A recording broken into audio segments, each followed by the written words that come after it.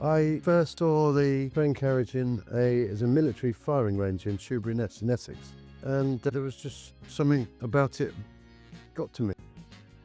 I had a partnership with Lewisham Council in the middle of Deptford High Street.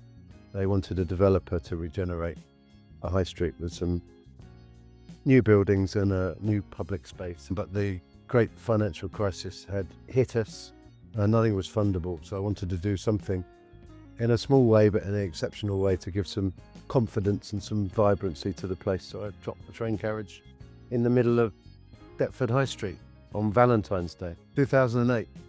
We had graffitied "To Deptford With Love" down the side of it, and dropped it quite illegally really, because we didn't have planning consent, right in the middle of the high street, and it became a really special place for people to hang out and from all walks of life, so it had an immediate impact. Then we commissioned Morag Myers-Koff, now quite a famous artist, but it was one of the early things that she did, and the interventions she did, one of a few she did for us. And she did an amazing job. We had the most crazy interior, and it worked really, really well, and it was so impactful and relevant to locals as well. It was really important to me. They're not just a piece of gentrification, but something for everyone in an inclusive way. And it grabbed so much attention, way beyond the scale of it really. It hit the New York Times at one point as, when you go to England, Deptford's the new cool, which was fantastic.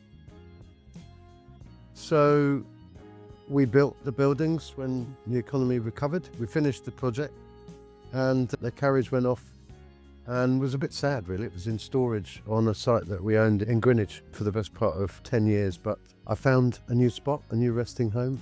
So we brought the carriage back, dragged it down the A21. It's not the easiest thing to transport, as you might imagine. I think it's 60 odd tons. It takes a crane and a very big lorry, which is pretty tricky to get into a site like this. But we're used to that. Planning departments certainly don't get it if we put a planning application in for the carriage before they can see it. It's a difficult thing to approve, but when it's there and you improve it, then everyone loves it. Typically, that's been my impression. So we didn't ask for approval, which was a bit naughty. We just begged for forgiveness and they gave us planning very quickly. Quite relevantly, it now sits off of Beeching Road, the same Beeching that cut all of the railways and cut the railway line to Bexhill, amongst others. And so carriage sits now in the old ambulance station, which is a forgotten building, just like the carriage was once forgotten. Now repurposed as a artist collective. So now it's called the Carriage Café. We're going to use it for artists, but it's open to the general public. They used to have a sort of transport cafe down the road that was awful. We've now got a carriage which is super cool. Lots of mums walk past and kids can get inspired by the sculpture outside, or have a orange juice or whatever they have on their school runs. It becomes part of community life, which is what we want, as well as providing the income within a business model to reduce the rents for artists. And so that's the whole point, that we want affordable places for artists to go and do their work in the community. And it's so affordable that they can stay and they're not kicked out every few months. They can make world-class art. I love the train. There's something special about this train carriage. You have to travel in them, of course, and so you have some sort of connection with them. But as a piece of architecture, it's got soul.